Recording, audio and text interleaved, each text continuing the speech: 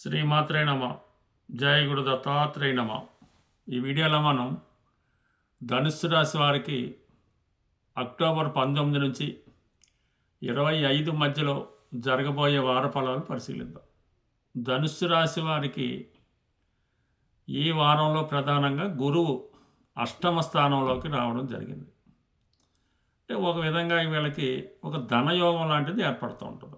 గురువు ఉచ్చస్థానంలోకి వచ్చి తన యొక్క దృష్టితో ధనస్థానాన్ని వీక్షిస్తాడు. అలాగే ధనాధిపతిగా ఉన్నటువంటి శని భగవాన్ని కూడా వీక్షిస్తాడు. ఈ కారణం వల్ల మీకు అటు ధనభావం అటు చతుర్థ భావం కూడా యాక్టివేట్ అవుతాయి. శని టెంపరీగా గురువు యొక్క శుభ ఫలితాలు ఇవ్వవలసి ఉంటుంది. అంటే అర్ధాష్టమ శని ప్రభావం నుంచి ఈ రాశివారు బయటపడతారు. అంటే చిన్న చిన్న సమస్యలు గృహంలో ఉన్న ఇంటికి సంబంధించినటువంటి సమస్యలు, ఏదైనా స్థిరాస్తి కొనాలనే ఆలోచన, తల్లిదండ్రులతో వచ్చిన విభేదాలు, ఇవన్నీ కూడా చాలా వరకు పరిష్కారమై ముందుగా జాతకుడు మనశ్శాంతిని పొందడం జరుగుతూ ఉంటుంది. విద్యార్థులు కూడా విద్యాపరంగా విద్యయందు ఎక్కువ దృష్టి పెట్టి చిన్న చిన్న బలహీనతలు పక్కన పెట్టి రొటీన్గా చదువు మీద దృష్టి కేంద్రీకరించడం జరుగుతూ ఉంటుంది. అలాగే కుటుంబంలో వ్యక్తిగతంగా కుటుంబ సభ్యుల మధ్య పరస్పర అవగాహన కలుగుతూ ఉంటుంది.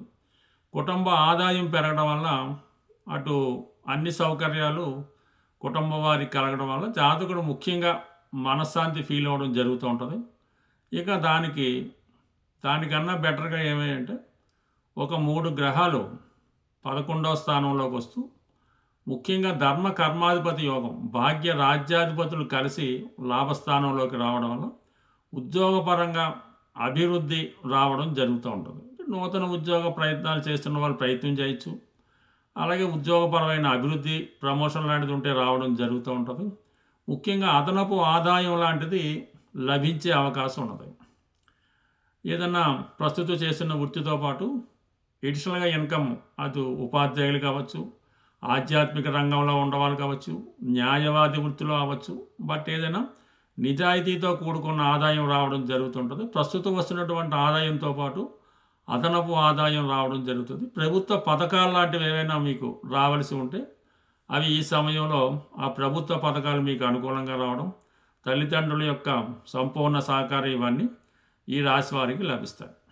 ఇక శుక్రుడు దశమస్థాన సంచారం వల్ల ముఖ్యంగా ఈ రాశిలో ఉన్నటువంటి స్త్రీలకి ఉద్యోగ ప్రయత్నాలు అన్నవి తప్పకుండా ఫలిస్తాయి. అంటే శని యొక్క దృష్టి శుక్రుడి మీద పడడం, శుక్రుడు ఈ రాశి వారికి షష్ఠ లాభాధిపతి అయినప్పుడు కూడా అది స్త్రీ గ్రహం అవుతుంది అన్నమాట. అంటే స్త్రీలకి ఇది మంచి ఫలితాన్ని ఇవ్వడం జరుగుతూ ఉంటుంది.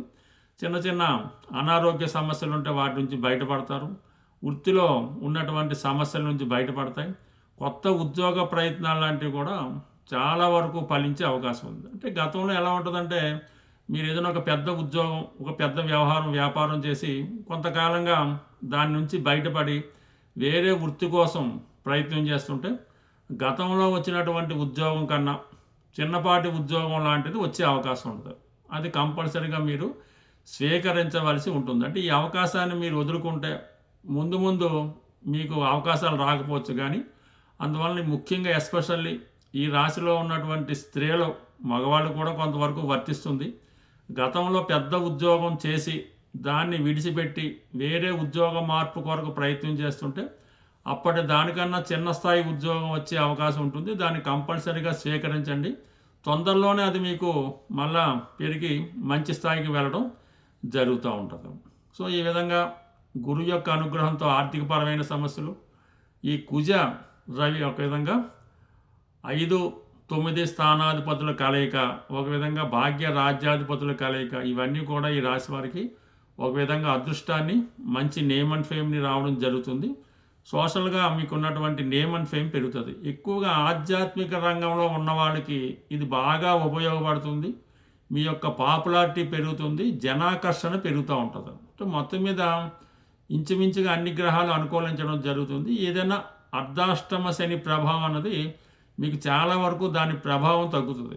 ఆ కారణం వల్ల చాలా వరకు గతంలో చిన్న చిన్న సమస్యలు ఇంటికి సంబంధించినయో గవర్నమెంట్కి చెల్లించవలసినయో, ఉద్యోగపరమైన ఇబ్బందులు ఇవన్నీ కూడా సమసిపోయి కొంత వాటి నుంచి ఫ్రీ అవుతారు. చిన్న చిన్న మనస్పర్ధలు, మాట పట్టింపులు తల్లిదండ్రులతో కానీ బంధువులతో కానీ ఉంటే అవి సమసిపోయి ఒక ప్రశాంతంగా రావడం జరుగుతూ ఉంటుంది. బట్ ఏదైనా ధనుసు రాశి వారికి ఇంచుమించుగా అన్ని గ్రహాలు అనుకూలించడం, ఎక్కువగా ఈ రాశివారు భాగ్యస్థానంలో కేతు ప్రభావం వల్ల ఆధ్యాత్మిక కార్యక్రమాల్లో పాల్గొనడం జరుగుతూ ఉంటుంది. అయితే ఎక్కువ మంచి మంచి పెద్ద పెద్ద అవకాశాలు మీకు రావడం జరుగుతూ ఉంటుంది. మీ స్థాయి కన్నా చాలా అనూహ్యంగా మీకు ఎక్కువ స్థాయి అవకాశాలు రావడం జరుగుతూ ఉంటుంది. దాన్ని ఉపయోగించుకునే ముందు మాత్రం అది మనం ఎంతవరకు చెయ్యగలం అని ఆలోచించి మాత్రమే మీరు ఆ వర్క్ చేపట్టవలసి ఉంటుంది.